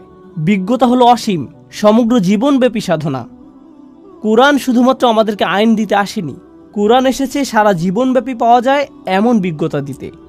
আমার সমগ্র জীবন যদি ব্যয় হয় কোরআন থেকে বিজ্ঞতা অন্বেষণ করতে, তবুও সামান্য কয়েক ফুটা অর্জন করেই আমাকে পৃথিবী ছাড়তে হবে। এটাই বিজ্ঞতার ধরন। তো সবশেষে আল্লাহ আযজা ওয়া জাল্লা বলছেন, তিনি তাদেরকে বিজ্ঞতা শিক্ষা দেন। তিনি তাদেরকে সেই পদ্ধতির শিক্ষা দেন যাতে তারা এই গ্রন্থটির সাথে সম্পর্ক তৈরি করতে পারে এবং এটা থেকে আরো রত্ন আহরণ করতে পারে। আফালা ইয়াতাদাব্বারুনাল কুরআন, তারা কি কোরআন নিয়ে গভীর মনোনিবেশ সহকারে চিন্তা করে না? এই প্রক্রিয়াটির কথাই কোরআনে এসেছে। প্রসঙ্গক্রমে বিজ্ঞতা সম্পর্কে আরেকটি বিষয় হলো, বিজ্ঞতা আইনের পেছনের অন্তর্নিহিত বিজ্ঞতাকেও শিক্ষা দেয়। এটা আপনাকে দেখায় যে ইসলাম শুধুমাত্র কিছু বিধিবিধান নয়, এটি আসলে একটি নৈতিক আদর্শ, এটি একটি আধ্যাত্মিক আদর্শ। এই আইনগুলোর মধ্যে আধ্যাত্মিক কল্যাণ রয়েছে, নৈতিক কল্যাণ রয়েছে। আপনি যত বেশি অধ্যয়ন করবেন, আইনের পেছনের এই বিজ্ঞতাগুলো তত স্পষ্ট হতে শুরু করবে। এই হলো পরিবর্তনের 4টি ধাপ যা রাসূল সাল্লাল্লাহু আলাইহি সাল্লামকে দেয়া হয়েছিল। এখন আমি এই আলোচনার মধ্যে আমার প্রিয় অংশটিতে আসছি। তা হলো আপনাদের কাছে উপস্থাপিত এই 4টি ধাপ কিভাবে সেই সমাজকে পরিবর্তন করতে সক্ষম হয়েছিল যা ছিল অন্ধকারাচ্ছন্ন অনেক অনেক প্রজন্ম ধরে। আল্লাহ আমাদেরকে বলছেন যে কোরআনকে অবমূল্যায়ন করা যাবে না। কোরআন এমন বই নয় যা আপনি শুধুমাত্র পড়েই থেমে যান। কোরআন হলো সেই বই যার সাহায্যে আপনি সম্পূর্ণভাবে নিজেকে পরিবর্তন করতে পারেন। আমি আপনাদেরকে আবারও স্মরণ করিয়ে দিচ্ছি রাসূল সাল্লাল্লাহু আলাইহি সাল্লামের এই 4টি কাজ। তিনি আয়াতসমূহ বর্ণনা করেন, তিনি তাদেরকে পরিশুদ্ধ করেন, তিনি তাদেরকে আইন শিক্ষা দেন, তিনি তাদেরকে বিজ্ঞতা শিক্ষা দেন। এই 4টি কাজ আসলে আল্লাহর 4টি নামের সাথে সম্পূর্ণরূপে মিলে যায়, যেগুলো দিয়ে আমি আলোচনা শুরু করেছিলাম। আজকের আলোচনার এই অংশটি হলো আমার সবচেয়ে প্রিয়। আমি সেই 4টি নাম আপনাদের মনে করিয়ে দিচ্ছি: রাজা, পবিত্র, কর্তৃত্বের অধিকারী, বিজ্ঞ। রাজা নামটিতে ফিরে যাওয়া যাক। যখন সেই বাহিনী আসলো এবং মানুষ সেই রাজদূতকে দেখল, তারা দ্বিধায় পড়ে গেল। তখন কি দেখাতে হয়েছিল? প্রমাণ। আয়াত আসলে কি? যখন রাসূল সাল্লাল্লাহু আলাইহি সাল্লাম মানুষের সামনে আয়াত পাঠ করেন, যখন তিনি তাদেরকে এর মুজিজা দেখান, এর মাধ্যমে তিনি আসলে কি করছেন? তিনি আসলে তাদেরকে প্রমাণ দেখাচ্ছেন যে এটা একমাত্র আল্লাহর পক্ষ থেকেই আসা সম্ভব। আয়াতের মধ্যেই তারা তাদের রাজাকে চিনতে পারবে। লক্ষ্য করুন, কোরআনের ভূমিকাতেও আল্লাহর পরিচয় এভাবে এসেছে: আলহামদুলিল্লাহি রব্বিল আলামিন, আর রহমানির রহিম, মালিক ইয়াউমিদ্দিন। আর রহমানির রহিম দিয়ে নৈকট্য প্রকাশ করছে। আর তারপর আসছে সেই অভিজাত্যের বর্ণনা।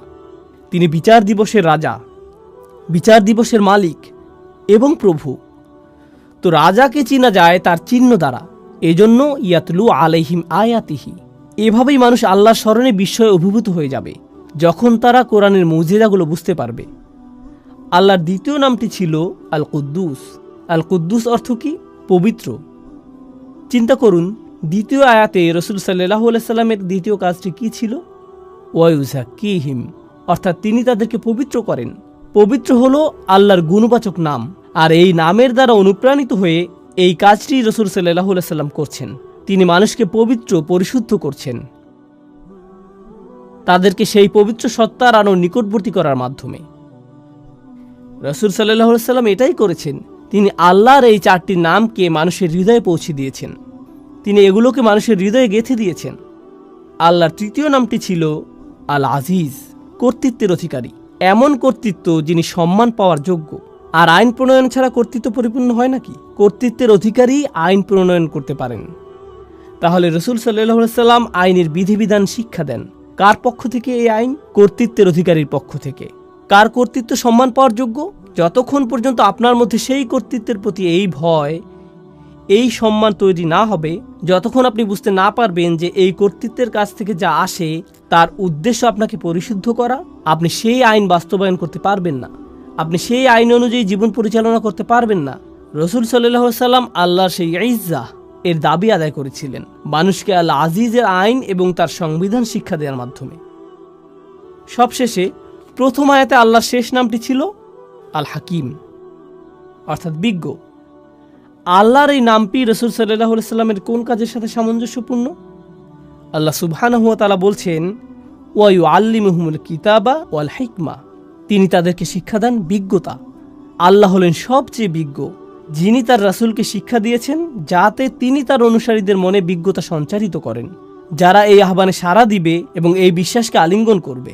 সুবহানাল্লাহ। আল্লাহর 4টি নাম রাসূল সাল্লাল্লাহু আলাইহি সাল্লামের উপর আরোপিত 4টি কাজের সাথে সরাসরি মিলে যাচ্ছে। এটাই হলো পরিবর্তনের জন্য কোরআনের বিস্ময়কর পথ চলা, যে পথে বহু মানুষ হেঁটেছে এই নামগুলোকে হৃদয়ে ধারণ করার মাধ্যমে, যা আকাশ এবং পৃথিবী উপলব্ধি করতে পেরেছে। আল্লাহ যা বলেছেন তা হলো, তোমরা যদি এই নামগুলোকে হৃদয়ে ধারণ করতে পারো, তোমরাও আকাশ এবং পৃথিবীর সাথে সামঞ্জস্যপূর্ণ হয়ে উঠবে। রাসূল সাল্লাল্লাহু আলাইহি সাল্লাম এই উদ্দেশ্যে এসেছিলেন, আপনাদের মধ্যে সেই শৃঙ্খলা নিয়ে আসা যা ইতিমধ্যে আপনার চারপাশে বিদ্যমান রয়েছে।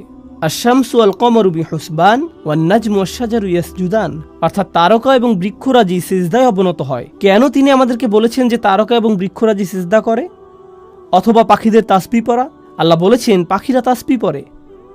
ওয়া ইম মিন শাইইন ইল্লা ইউসাব্বিহু বিহামদিহি ওয়ালাকিন লা তাফকাহুনা তাসবিহাহুম, অর্থাৎ এমন কোনো জিনিস নেই যা তার প্রশংসা সহকারে তাসবিহ করে না। তো এভাবেই আমরা আমাদের চারপাশের অন্য সৃষ্টি জগতের সাথে একত্র হতে পারি। এখন আমরা একটা মজাদার বিষয়বস্তুতে এসে পড়েছি। আগের সকল আলোচনার বিবেচনায় কিভাবে আমরা নিজেদের পরিবর্তনের বিষয়টা চিন্তা করতে পারি? ইন্টারেস্টিং একটা প্রশ্ন হলো, চমৎকার এই পরিবর্তনের বিষয়ে আমরা যখন চিন্তা করি, আমি ছোটবেলা থেকেই শুনে এসেছি, সম্ভবত আপনিও সারা জীবন খুতবা এবং আলোচনায় শুনেছেন, সাহাবীদের চরিত্র কত চমৎকার ছিল, তাদের জীবনের পরিবর্তন কতটা বিস্ময়কর ছিল, কি অবিশ্বাস্য পরিবর্তনের মধ্য দিয়ে তারা জীবন অতিবাহিত করেছিলেন, আল্লাহর প্রতি কি বিস্ময়কর আনুগত্য তারা প্রদর্শন করেছিলেন। আপনি তাদের সম্পর্কে শুধু শুনেই গিয়েছেন, আর আপনি মনে মনে হয়তো বলেছেন তারা এত ভালো ছিলেন, কিন্তু এর সাথে আমার সম্পর্ক কোথায়? তারা ছিলেন অসাধারণ, এটা আমার বুঝে আসে, কিন্তু আমি নিঃসন্দেহে তেমনটি নই। আমার দ্বারা কি এই ধরনের পরিবর্তন সম্ভব? কোরআন কি আমাকে শুধুমাত্র এই অসাধারণ ঐতিহাসিক পরিবর্তনের কথাই বলছে? এক্ষেত্রে লক্ষ্য করুন তৃতীয় আয়াতটি, দেখুন আল্লাহ কি বলছেন, ওয়া আখারিনা মিনহুম লাম্মা ইয়ালহাকু বিহিম ওয়া হুয়াল আজিজুল হাকিম। অর্থাৎ তারা ছাড়াও অন্যরা, যারা হয়তো আরব না, আর এর দ্বারা পরবর্তী প্রজন্ম বোঝাতে পারে, যারা এখনও তাদের সাথে মিলিত হয়নি। তৃতীয় আয়াতে এটাই বলছে যে তারা ছাড়াও অন্যরা, যারা এখনও তাদের সাথে এক হয়নি। ওয়া হুয়াল আজিজুল হাকিম, অর্থাৎ তিনি হলেন সকল কর্তৃত্বের অধিকারী। এর দ্বারা আল্লাহ বলছেন আধ্যাত্মিক ও নৈতিক এই বিপ্লবটি শুধুমাত্র এমন কিছু মানুষের মধ্যে সীমাবদ্ধ নয় যারা রাসূল সাল্লাল্লাহু আলাইহি সাল্লামের সাহচর্য পেয়েছেন, বরং এটা এমন একটা বিষয় যার ধারাবাহিকতা অব্যাহত থাকবে, কারণ তিনি হলেন সর্বশেষ রাসূল। অন্যরা এখনও তাদের সাথে যোগ দেয়নি, তারা কখনোই তাদের রাসূলের সাক্ষাৎ পায়নি, কিন্তু তারা কোরআনের সাক্ষাৎ পাবে। তারা কখনোই সাহাবীদের সাক্ষাৎ পায়নি, কিন্তু তারা একই ধরনের পরিবর্তনের সাক্ষাৎ পাবে। তারা আসছে। এটা শোনার পর রাসূল সাল্লাল্লাহু আলাইহি সাল্লামের সাহাবীরাও চিন্তা করেছিলেন, অন্যরা? এই অন্যরা কারা? মানহা উলা। তারা বলেছেন, কুন্না জুলুস ইনদান নবী সাল্লাল্লাহু আলাইহি সাল্লাম, অর্থাৎ আমরা রাসূল সাল্লাল্লাহু আলাইহি সাল্লামের সান্নিধ্যে বসেছিলাম। নাযালাত আলাইহি সূরাতুল জুমআ, সূরা জুমআ নাজিল হলো। এই সূরাটি নাজিল হলো, আর যখন তিনি তিলাওয়াত করতে শুরু করলেন, তিনি পড়লেন, ওয়া আখারিনা মিনহুম লাম্মা ইয়ালহাকু বিহিম, অন্যরা এখনও তাদের সাথে মিলিত হয়নি। যখন তারা এই আয়াতটি শুনলেন, তারা বললেন, এরা কারা? তখন রাসূল সাল্লাল্লাহু আলাইহি সাল্লাম তাকালেন সালমান আল ফারসির দিকে। তিনি দেখালেন সালমান আল ফারসির দিকে। এরপরে কি ঘটেছিল তা বলার আগে আসুন সালমান ফারসি সম্পর্কে কিছুটা জেনে নেওয়া যাক। যারা জানেন না তাদের জন্য বলছি, তার নামের অর্থ হলো পারস্যবাসী সালমান। নাম থেকে বোঝা যায় তিনি কোন এলাকার। তিনি পারস্য বা ইরানের মানুষ। তিনি জন্মেছিলেন এবং বেড়ে উঠেছিলেন অগ্নিপূজক পুরোহিত একটি পরিবারে। তার পরিবার ছিল অগ্নিপূজারীদের ধর্মীয় গুরু শ্রেণীর। তিনি তার ধর্মকে অস্বীকার করেছিলেন। এটা তার কাছে যুক্তিসঙ্গত মনে হয়নি। তিনি একমাত্র সত্য সৃষ্টিকর্তার সন্ধান করছিলেন, আর তার এই বিশ্বাসের জন্য তিনি অত্যাচারিত, কারাবন্দী এবং নির্যাতিত হয়েছিলেন। তার পরিবারের জন্য তিনি লজ্জার কারণে পরিণত হয়েছিলেন। তিনি বন্দিদশা থেকে মুক্ত হলেন, পালিয়ে গেলেন সত্যের সন্ধানে। এরপর একজন খ্রিস্টান পাদ্রীর সাক্ষাৎ পেলেন, তার শিষ্যত্ব গ্রহণ করলেন, যিনি তাকে শিক্ষা দিয়েছিলেন পূর্ববর্তী আসমানি গ্রন্থসমূহ, তাওরাত, হিব্রু বাইবেল, আরও শিক্ষা দেন ঈসা আলাইহিস সালামের শিক্ষাগুলো। তাকে শিক্ষা দেন সর্বশেষ নবীর আবির্ভাবের লক্ষণসমূহ, যিনি আসবেন মদিনাতে। তো সালমান আল ফারসি বললেন, আমাকে সেখানে যেতে হবে, সর্বশেষ নবীর সাক্ষাৎ পাওয়ার জন্য আমি সেখানে যেতে চাই। তো তিনি রওনা দিলেন এবং ডাকাতের হাতে পড়ে দাস হিসেবে বিক্রি হয়ে গেলেন। দাস হিসেবে মদিনাতেই তাকে নিয়ে আসা হলো। দাস হিসেবে থেকেই সেখানে রাসূল সাল্লাল্লাহু আলাইহি সাল্লামের আগমনের অপেক্ষা করছিলেন। আর যখন রাসূল সাল্লাল্লাহু আলাইহি সাল্লাম হিজরত করে মদিনায় আসলেন, তিনি নিজেকে উপস্থাপন করলেন এবং বললেন, আমি এভাবে এখানে এসেছি, আমি আপনার সাক্ষাতের প্রত্যাশায় এখানে এসেছি। ফিরে আসছি আমাদের আলোচনায়। উনি ছিলেন ইরানের অধিবাসী, যিনি এমন পরিবেশে ছিলেন যার ইসলামের সাথে কোনো সম্পর্ক ছিল না, কোনো দাওয়াত, কোনো প্রচারণা ছিল না। তিনি নিজে সত্যের অনুসন্ধান করেছিলেন এবং রাসূল সাল্লাল্লাহু আলাইহি সাল্লামের সান্নিধ্য লাভে ধন্য হয়েছিলেন। ইনি সেই ব্যক্তি। সাহাবীরা রাসূল সাল্লাল্লাহু আলাইহি সাল্লামকে প্রশ্ন করলেন, অন্যরা এখনো তাদের সাথে মিলিত হয়নি, এরা কারা? তিনি সালমান আল ফারসির দিকে ইশারা করলেন। তারপর বললেন, লাউ কানা ঈমানু ইনদা সুরাইয়া, ঈমান যদি বৃহস্পতি গ্রহের মতো দূরবর্তী স্থানেও থাকতো, লানালাহু রিজালুম মিন হাউলা, তার মতো মানুষেরা ঈমানের জন্য সেখানেও পৌঁছে যেত। এমন মানুষ আছে যারা অনুসন্ধানে রত থাকবে। তারা পৃথিবীর যেখানেই থাকুক না কেন, ইসলাম থেকে যত দূরেই তারা থাকুক, হয়তো লা ইলাহা ইল্লাল্লাহ সম্পর্কে তাদের কোনো ধারণা নেই, হয়তো আরবি ভাষা অথবা মুসলিম সমাজ জীবন সম্পর্কে তাদের কোনো ধারণাই নেই, হয়তো তাদের কিছুই জানা নেই, তারা জানে না কোরআন কি, আর এই সকল মানুষই আল্লাহকে খুঁজে পাবেন। রাসূল সাল্লাল্লাহু আলাইহি সাল্লাম বললেন, এরাই সেই সব মানুষ যাদের সম্পর্কে আল্লাহ বলেছেন এই আয়াতে। অন্য কথায় এই পরিবর্তন প্রথম প্রজন্ম পর্যন্ত সীমাবদ্ধ থাকেনি। এটা চলমান রয়েছে। সালমান আল ফার্সির দিকে ইঙ্গিত করার মাধ্যমে রাসূল সাল্লাল্লাহু আলাইহি সাল্লাম আসলে আমাদের সকলের প্রতি ইঙ্গিত করেছেন। তিনি আমাদেরকে বলে গেছেন যে এই পরিবর্তন আপনার আমার দ্বারা অসম্ভব। তো আমাদেরকে বুঝতে হবে পরিবর্তনের সেই পথের সাথে সম্পৃক্ত হওয়ার প্রকৃত অর্থ কী। উপসংহারে এই বিষয়টি আপনাদের সাথে আলোচনা করতে চাই। আমি শুধুমাত্র পরিবর্তনের এই তত্ত্বটি শোনাতে চাই না, আমি আপনাদের জানাতে চাই যে আমি এটাকে আমার নিজের জীবনের লক্ষ্যে পরিণত করেছি। কিভাবে আমি নিজেকে এবং অন্যদেরকে পরিবর্তনের সেই পথে সম্পৃক্ত হওয়ার জন্য সাহায্য করতে পারি। আমরা মনে করি যে আজকের আলোচিত এই আয়াতের শিক্ষাগুলো জীবনে প্রয়োগ করার জন্য আমাদের কাছে একটি মাধ্যম রয়েছে, যার নাম হলো বাইয়িনা টিভি। আপনাদের মধ্যে কেউ কেউ হয়তো ইতিমধ্যে এর সাথে পরিচিত, কিন্তু আমি আপনাদেরকে বর্ণনা করতে চাই কিভাবে বাইয়িনা টিভি কাজ করে এবং এর মাধ্যমে আপনি কি অর্জন করতে পারবেন বলে আমরা আশা করছি। দিন শেষে এটাই আমার জীবনের লক্ষ্য। আমার সকল প্রচেষ্টা ব্যয় করছি জ্ঞানের এই ভাণ্ডারকে আরও সমৃদ্ধ করার জন্য, যাতে মানুষ পরিবর্তনের এই প্রক্রিয়াটিকে অনুভব করতে পারে, যে পরিবর্তনের দ্বারা আমি নিজেও প্রবলভাবে অনুপ্রাণিত হয়েছি। আর আমি আশা করছি আপনি এই পথ চলায় আমার সাথেই থাকবেন। রাসূল সাল্লাল্লাহু আলাইহি সাল্লামের যে কাজগুলো নিয়ে কথা বলছিলাম, চলুন সেখানে যাওয়া যাক। তার আগে বাইয়িনা টিভি সম্পর্কে কিছুটা বলে নিতে চাই। এটা হলো সম্পূর্ণ কোরআনের পথ ধরে আপনার ভ্রমণ, এমনভাবে যে আপনার জীবনের আলো ফিরিয়ে দেবে, এমনভাবে যে আপনি সহজেই জীবনের কর্মব্যস্ততার সাথে মানিয়ে নিতে পারবেন। আমি জানি মানুষের ব্যস্ততা আছে, আপনাদের মধ্যে অনেকেই রয়েছেন মা, অনেকে বিভিন্ন পেশায় নিয়োজিত, অনেকে ছাত্র। আপনাদের জীবনের ব্যস্ততা বিভিন্ন রকম, ব্যস্ততা সবসময় থাকবে। তবুও কোরআনের সাথে আমাদের নিয়মিত একটা সম্পর্ক রক্ষা করতে হবে। যারা সব কিছু ত্যাগ করে পুরো সময় নিয়ে শুধু কোরআন অধ্যয়ন করতে পারবেন না, সেক্ষেত্রেও কোরআনের সাথে নিয়মিত একটা সম্পর্ক আমাদের তৈরি করতে হবে, যাতে আমরা পদ্ধতিগতভাবে এবং আন্তরিকভাবে কোরআনের শিক্ষায় অগ্রগতি অর্জন করতে পারবো আমাদের নিজস্ব সময়সূচি অনুযায়ী। তো আপনাদের জন্য আমাদের পরিকল্পনাগুলো বলছি। 1 নম্বর পরিকল্পনা হলো শুধুমাত্র সূরা ফাতিহা অধ্যয়ন। সূরা ফাতিহার উপর আমাদের রেকর্ড করা লেকচার আছে, যা আমি দিয়েছিলাম কয়েক বছর আগে। আর এই লেকচারটার উদ্দেশ্য শুধুমাত্র কোরআনের পরিচিতি দেওয়াই নয়। অবশ্যই আল্লাহ এবং কোরআনের জন্য শ্রেষ্ঠ পরিচিতি হলো প্রথম সূরা ফাতিহা, কিন্তু আমি এটাকে এমনভাবে উপস্থাপন করেছি যাতে এটা বোঝা যায় যে সূরাটি এতটাই সুন্দর যে ঐশী গ্রন্থের পক্ষেই একমাত্র এমনটা হওয়া সম্ভব। শুধুমাত্র অনুবাদ করে সূরা ফাতিহার শিক্ষাগুলো উপস্থাপন করা আমার উদ্দেশ্য ছিল না, বরং আমি চেষ্টা করেছি এর মজিজাপূর্ণ সৌন্দর্য এবং শক্তিমত্তাকে প্রকাশ করতে। এটাই ছিল আমার প্রচেষ্টা। আমি আসলেই এই কোর্সটিকে বিশেষভাবে ভালোবাসি। এর সাথে আমার সম্পর্ক অন্যরকম, কারণ এমন অনেকের সাথে আমার সাক্ষাৎ হয়েছে যারা ছিলেন ধর্মযাজক অথবা ভিন্ন ধর্মাবলম্বী। তারা সূরা ফাতিহার এই ব্যাখ্যাটি শুনে ইসলাম গ্রহণ করেছিলেন। তো আমি মনে করি আপনার শুরু করার ক্ষেত্রে এটা গুরুত্বপূর্ণ। ফাতিহা যখন আপনার শেষ হবে, আমার আশা হলো আপনি এখন কোরআনের বাকি অংশের প্রতি কৌতূহলী হয়ে উঠছেন। ফাতিহা যদি এতটা অনুপম, সুন্দর এবং অসাধারণ হয়, কোরআনের আরও কত চমৎকারিত্ব থেকে আমি বঞ্চিত হচ্ছি।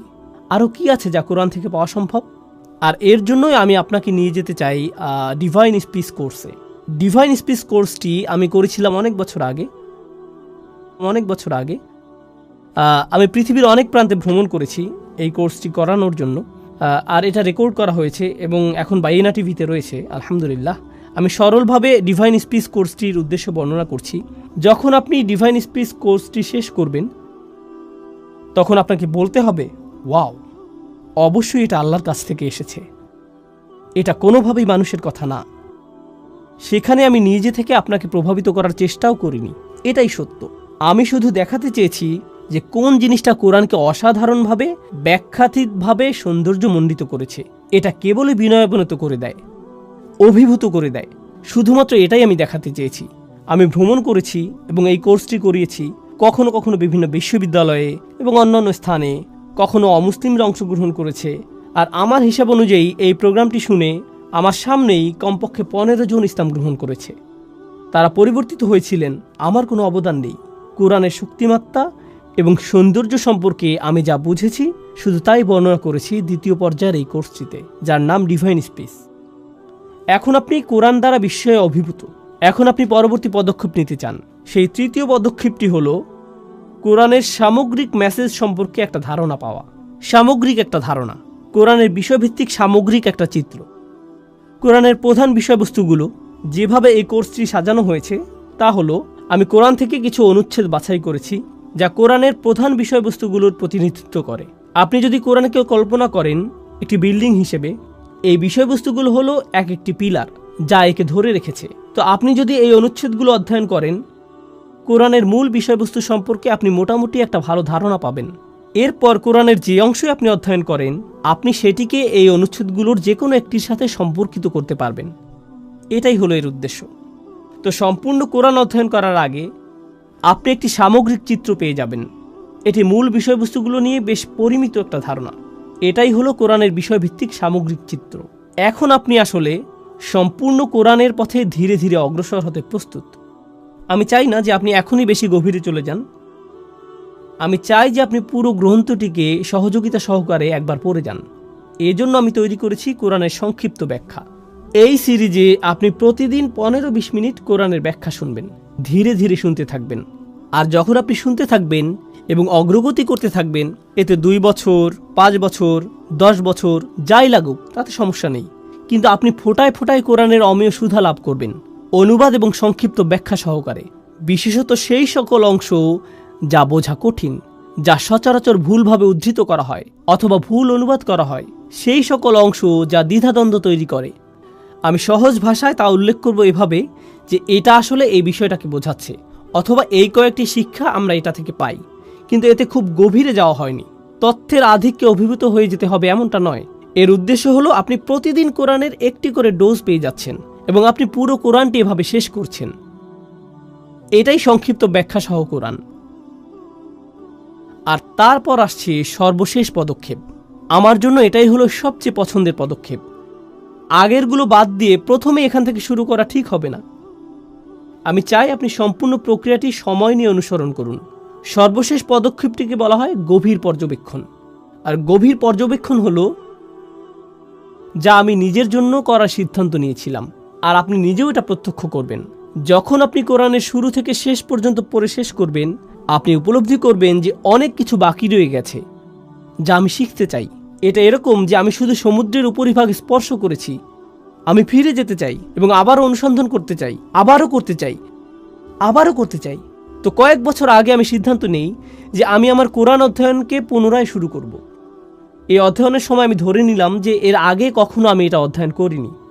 আর আমি চেষ্টা করেছি আগে যতটাই অধ্যয়ন করেছি তার চেয়ে আরও গভীরে গিয়ে অধ্যয়ন করার জন্য। আলহামদুলিল্লাহ, বাইয়েনা ইনস্টিটিউটে আমি একটা রিসার্চ টিম গঠন করেছি যারা আমাকে সাহায্য করে কোরআন নিয়ে গভীর অধ্যয়নের জন্য, যাতে আমরা আমাদের সর্বোচ্চ প্রচেষ্টা দিয়ে আপনাদের কাছে আল্লাহর বাণীর গভীরতর মর্ম উপস্থাপন করতে পারি। এটাই গভীর পর্যবেক্ষণ। এটা নিয়ে আমি ভবিষ্যতে ব্যস্ত থাকব। আমি চাই সামনে বছরের পর বছর ধরে গভীর পর্যবেক্ষণ করে যেতে। আর এটা আমি আপনাদের কাছেও আশা করি যাতে একই সাথে এই পথ চলায় অংশগ্রহণ করা যায়, যাতে একসাথে পথ চলা যায়। আমি আপনাদের কাছে সেই পথ চলা শেষ করার আশা করছি না। আমি শুধু আশা করছি আপনি সেই পথ চলায় একটা পদক্ষেপ রাখুন। আর এটা দিয়ে আলোচনাটি সমাপ্তির দিকে যাচ্ছি। এই 5টি পদক্ষেপ যা আপনাদের কাছে উল্লেখ করেছি, সূরা ফাতিহা দিয়ে শুরু, ডিভাইন স্পিচ, কোরআনের বিষয়ভিত্তিক সামগ্রিক চিত্র, সংক্ষিপ্ত ব্যাখ্যা, গভীর পর্যবেক্ষণ। এই 5টি পদক্ষেপ জানেন এগুলো কোথা থেকে অনুপ্রাণিত? এগুলো রাসূল সাল্লাল্লাহু আলাইহি সাল্লামের সেই 4টি কাজ থেকে অনুপ্রাণিত। এটা আমি আপনাদেরকে দেখাতে চাই। রাসূল সাল্লাল্লাহু আলাইহি সাল্লামের প্রথম কাজটি ছিল ইয়াতলু আলাইহিম আয়াতিহি। তিনি মানুষকে পরিচয় করিয়ে দিবেন মুজিজাসমূহ। তিনি মানুষকে পরিচয় করিয়ে দিবেন আল্লাহর বিস্ময়কর বাণী, যা তাদের রাজার সামনে তাদেরকে বিনয়াবনত করে। ফাতিহা সিরিজ এবং ডিভাইন স্পিচ সিরিজ তৈরির পেছনে আসলে এই চিন্তাটিই ছিল চালিকা শক্তি। আপনি এই 2টি সিরিজের মধ্য দিয়ে যাবেন, কারণ এর মাধ্যমে আমরা আপনাকে ইয়াতলু আলাইহিম আয়াতিহি এই আয়াতটির কিছুটা স্বাদ দিতে চাই। এটাই রাসূল সাল্লাল্লাহু আলাইহি সাল্লামের প্রথম কাজ। রাসূল সাল্লাল্লাহু আলাইহি সাল্লামের দ্বিতীয় কাজটি ছিল ওয়ায়ুযাক্কিহিম, অর্থাৎ তিনি তাদেরকে পরিচ্ছন্ন করেন, তিনি তাদেরকে পরিশুদ্ধ করেন। কিভাবে তিনি তাদেরকে পরিশুদ্ধ করেন? অবিরত, নিয়মিত স্মরণের মাধ্যমে। কোরআনের বিষয়ভিত্তিক সামগ্রিক চিত্র এবং সংক্ষিপ্ত ব্যাখ্যা, এগুলোর মাধ্যমে আমরা কি আশা করছি? নিয়মিত স্মরণ। এটা এমন একটা মাধ্যম যার দ্বারা আমরা আশা করছি আপনার হৃদয় পরিশুদ্ধ হবে, আপনার মন পরিশুদ্ধ হবে। আপনি প্রতিদিন 15-20 মিনিট গাড়িতে বসে শুনতে থাকবেন, আর এর মাধ্যমে এমন উপদেশ পাবেন যা আপনাকে সারাদিন পথ নির্দেশ করবে। আপনি ক্রমশ আপনার জীবনে কোরআনের ছোঁয়া অনুভব করতে থাকবেন, কারণ আপনি অবিরত দৈনিক ডোজ নিচ্ছেন। আমি আসলে আশা করছি না যে আপনি এর জন্য কাগজ কলম নিয়ে বসবেন। আমি চাই যে আপনি শুধু শুনুন, এটাই যথেষ্ট। এই নিজেরই একটা পরিশুদ্ধকারী প্রভাব রয়েছে। আপনি যদি রাসূল সাল্লাল্লাহু আলাইহি সাল্লামের কাজগুলো লক্ষ্য করেন, সেগুলো ছিল ইয়াতলু আলাইহিম আয়াতিহি, এটা হলো ফাতিহা এবং ডিভাইন স্পিচ। ওয়ায়ুযাক্কিহিম, অর্থাৎ তিনি তাদেরকে পরিশুদ্ধ করেন। আমাদের আশা যে পরিশুদ্ধকরণ হবে কোরআনের বিষয়ভিত্তিক সামগ্রিক চিত্র এবং সংক্ষিপ্ত ব্যাখ্যার অবিরত স্মরণের মাধ্যমে। এরপরে রাসূল সাল্লাল্লাহু আলাইহি সাল্লামকে আরও যে কাজ দেয়া হয়েছিল তা হলো তিনি তাদেরকে আইন এবং বিজ্ঞতা শিক্ষা দেন। আর শিক্ষা বলতে বোঝায় যখন আপনি একজন ছাত্র এবং আপনার জন্য রয়েছে একজন শিক্ষক, এই বিষয়টির গভীরতা আরও বেশি, এটি আরও বেশি মনোনিবেশ দাবি করে। এখন আপনাকে কাগজ কলম নিয়ে বসতে হবে, আর এজন্যই আমরা তৈরি করেছি গভীর পর্যবেক্ষণ কোর্সটি। গভীর পর্যবেক্ষণ কোর্সটি হলো কোরআনের গভীরে দৃষ্টি দেয়া, যাতে আমরা আইন কানুন শিখতে পারি এবং আমাদের সর্বোচ্চ চেষ্টা দিয়ে কোরআন থেকে বিজ্ঞতা শিখতে পারি। কোরআনে বর্ণিত এই প্রক্রিয়াটিকে আমি আপনাদের সবাইকে অনুসরণের পরামর্শ দিচ্ছি। এই মুহূর্তে আমি আপনাদের সাথে অনলাইনে কথা বলছি, হয়তো আমাদের মাঝে হাজার হাজার মাইল দূরত্ব, কিন্তু কল্পনা করুন এখন আমি আপনার সামনে বসে আছি। আমি আসলেই আপনার কল্যাণ কামনা করি। আপনি যদি ব্যক্তিগতভাবে আমার কাছে আসেন, যদি আপনার সাথে আমার দেখা হয়ে যায় কোনো এয়ারপোর্টে অথবা রেস্টুরেন্টে, আর আপনি জিজ্ঞেস করেন, ওস্তাদ আমি কিভাবে কোরআন অধ্যয়ন করব, তখন এই একই পরামর্শ আমি আপনাকে দিব। আপনার প্রতি এটাই আমার ব্যক্তিগত পরামর্শ। এর জন্য একেবারে শত শত ঘন্টা ব্যয় করার প্রয়োজন নেই। না, আমি শুধু চাই অল্প অল্প করে প্রচেষ্টা করা। আমাদের রাসূল সাল্লাল্লাহু আলাইহি সাল্লাম বলেছেন, খয়রুল উমুরি আদওয়ামুহা ওয়া ইন কাল্লা, অর্থাৎ সর্বোত্তম কাজ হলো সেগুলো যা নিয়মিত করা হয়। এটাই আমাদের কাছে চাওয়া হয়েছে। যদি কোরআনের পথে এই পথ চলাতে আমার মৃত্যু হয়, আমি সফল হয়ে গিয়েছি। এটাই আমার কাছে গুরুত্বপূর্ণ, এটাই আমি আপনার জন্যও চাই। তো যদি আপনি আমার পরামর্শে আস্থা রাখেন, আমি চাই যে আপনি এই পথ চলায় সামিল হন। বাইয়েনা টিভির ওয়েবসাইটে যান, আজই সাইন আপ করুন। 2 সপ্তাহের জন্য ফ্রি সাবস্ক্রিপশন ব্যবস্থা রয়েছে, যাতে আপনি একটি ধারণা পেতে পারেন। আলোচনা শোনা শুরু করে দিন। প্রতিজ্ঞা করুন যে সকালে যাতায়াতের সময় অথবা বিকেলে অথবা রাতে ঘুমানোর আগে আপনি আপনার প্রতিদিনের ডোজটি নেবেন, অল্প অল্প করে অল্প অল্প করে অল্প অল্প করে। আপনারা হয়তো জানেন না যে ইউটিউবে আমার হাজারো ভিডিও রয়েছে। আমি কথা বেশি বলি, আমার মা আমার সম্পর্কে এমনটাই বলেন। আমার হাজারো ভিডিও রয়েছে বিভিন্ন জায়গায়। হ্যাঁ, তা আছে ঠিক, কিন্তু সেগুলো বিক্ষিপ্ত আকারে আছে। কিন্তু এটি হলো পরিকল্পিত অধ্যয়ন। এটা এরকম যেন কোরআন অধ্যয়নের জন্য আপনি আমাকে টিউটর হিসেবে পেয়েছেন। তো আমি এবং আমার সহকর্মীরা আশা করব কোরআনের এই পথ চলায় আপনিও সামিল হবেন, এবং আমি আন্তরিকভাবে আপনাদের জন্য দোয়া করি যে আপনাদের প্রত্যেকেই যাতে এই পথ চলায় সফল হতে পারেন, যাতে আমি এবং আপনি এই পথ চলায় অলসতা না দেখাই, যাতে আল্লাহ আমাদেরকে রিজিক প্রদান করেন এবং আমাদের জীবনের সৌন্দর্য, কল্যাণ এবং বারাকা দান করেন। আমাদেরকে, আমাদের সন্তানদেরকে এবং আমাদের প্রিয়জনদেরকে, আমাদের আশেপাশের মানুষেরা যাতে অনুপ্রাণিত হতে পারে সেই আলোর দ্বারা, যা আমরা অবিরত আল্লাহর কিতাব থেকে লাভ করতে থাকব। এগুলো বানানোর পেছনে আমার উদ্দেশ্য ছিল আল্লাহর সন্তুষ্টি অর্জন। আপনার উদ্দেশ্য হওয়া উচিত তাকে সন্তুষ্ট করা, তার বাণীর সাথে সম্পর্ক স্থাপনের মাধ্যমে। ও আল্লাহ, আমি শুধু আপনার বাণী আরও বেশি করে অনুধাবন করতে চাই। আমি আরও বেশি আপনার বাণী অনুযায়ী চলতে চাই। আমি আমার হৃদয়কে আরও বেশি আপনার বাণী দ্বারা অনুপ্রাণিত করতে চাই। এটাই বাইয়েনা টিভির উদ্দেশ্য। অন্য কিছুই আমার কাছে গুরুত্বপূর্ণ নয়। আর কিছু না করে যদি আমরা এটুকুই করে থাকি, তাতেই আমি সন্তুষ্ট, তাতেই আমি সন্তুষ্ট। আর আমি সন্তুষ্ট হব আপনার জন্য যদি আপনি আমাদেরকে সেই সম্মান দান করেন, যাতে আমরা একই সাথে আপনাকে নিয়ে এই পথ চলা শুরু করতে পারি। আশা করি দেখা হবে এই 2 সপ্তাহ ফ্রি সাবস্ক্রিপশনে।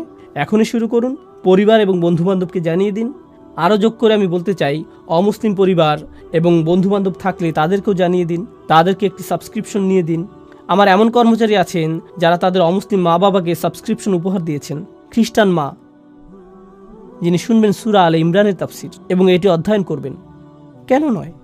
তাদেরকে আল্লাহর কিতাবের সাথে পরিচয় করিয়ে দিন। সরাসরি কোরআন ছাড়া আর ভালো কি হতে পারে যার থেকে তারা ইসলাম সম্পর্কে জানতে পারবে? তাদেরকে সরাসরি আল্লাহর কথা শোনার সুযোগ দিন। তো আমি আশা করছি যে এই প্রচেষ্টাটি আল্লাহ আমাদের সবার পক্ষ থেকে কবুল করে নেবেন। আপনারা সবাই আলোচনাটি শুনেছেন, এজন্য কৃতজ্ঞতা প্রকাশ করছি। আমি অত্যন্ত উৎসাহী এই জন্য যে আমরা একটি অ্যাপও তৈরি করেছি।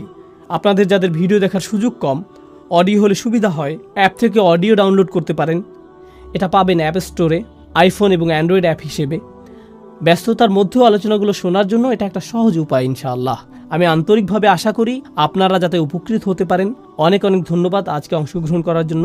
জাযাকুমুল্লাহু খাইরান। আসসালামু আলাইকুম ওয়া রাহমাতুল্লাহি ওয়া বারাকাতুহু।